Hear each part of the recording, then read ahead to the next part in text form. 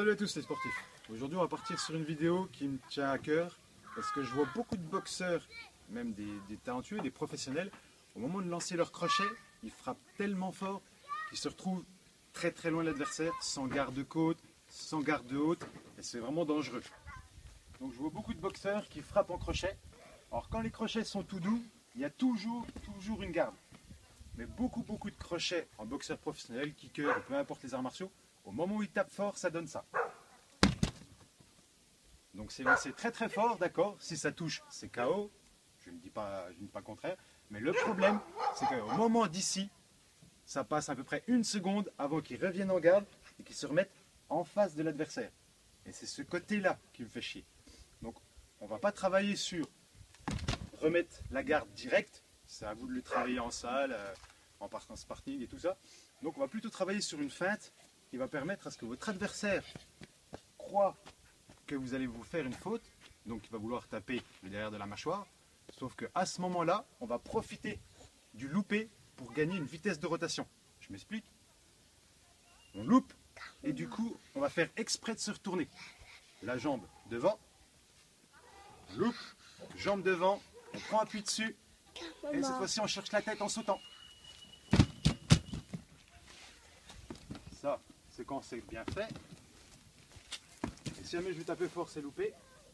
On loupe, la jambe, et on prend appui. Et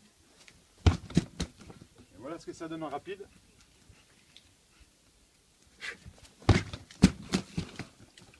Encore une fois. Je vais vous montrer ce que ça donne avec un adversaire.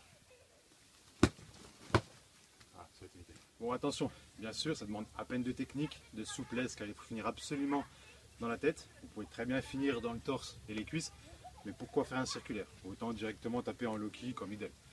Donc ça demande beaucoup de plus de souplesse. Donc travailler sur ça et de la rapidité. Deuxième chose importante, pas à faire tout le temps, toujours pareil. Pourquoi?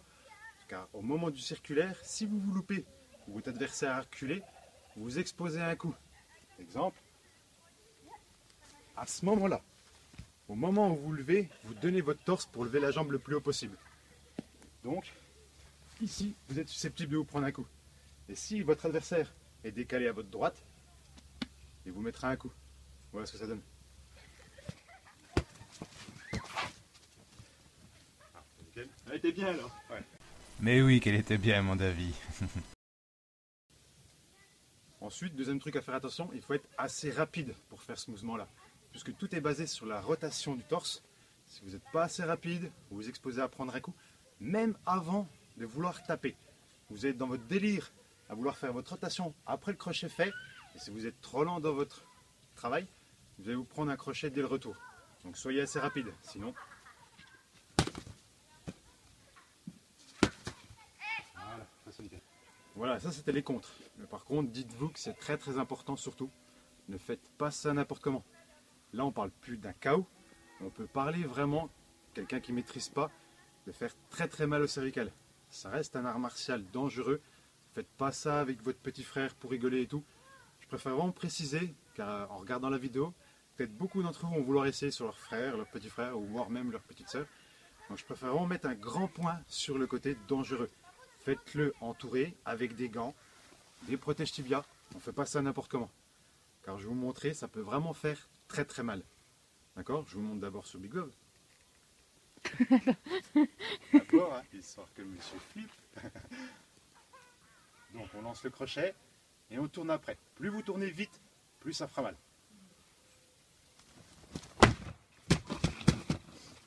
On voit la différence. Quand on frappe fort et vite, le mannequin bouge beaucoup. Et surtout, je frappe au niveau de la gorge. Donc si le plat du pied frappe au niveau gorge, le derrière du pied frappe cervicale. C'est pour ça que c'est très dangereux. Par derrière du pied, je voulais bien sûr parler du bout du pied. En compétition, sur un ring, c'est pas grave. Puisqu'on est en protection, ça fera un KO, c'est ce qu'on recherche. Mais en dehors, sans protection, c'est vraiment dangereux. Donc faites attention. Donc maintenant, je vais vous montrer ce que ça donne sur un adversaire en frappant assez fort. Donc comme je vous l'ai dit, faites attention. David! Hey, David! Reviens! Va te faire foutre!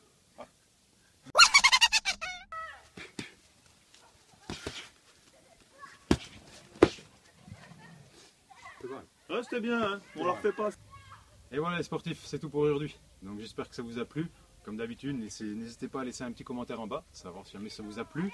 Si pour vous c'est à peine trop compliqué ou si le contraire c'est trop facile, je peux faire des vidéos beaucoup plus techniques, beaucoup plus rapides, avec des coups un peu plus longs, plus difficiles, ou au contraire faire des vidéos à peine plus faciles. Donc n'hésitez pas à me le dire. Et surtout, surtout, s'il vous plaît, faites ça en sécurité. Pensez pas qu'à vous, à votre technique, à votre boxe. Pensez à votre adversaire. La sécurité avant tout. Ok? Allez, à plus les bros. Et pour ceux qui ne l'auraient pas vu, Ensuite, deuxième truc à faire attention, il faut être assez rapide. gros con, va.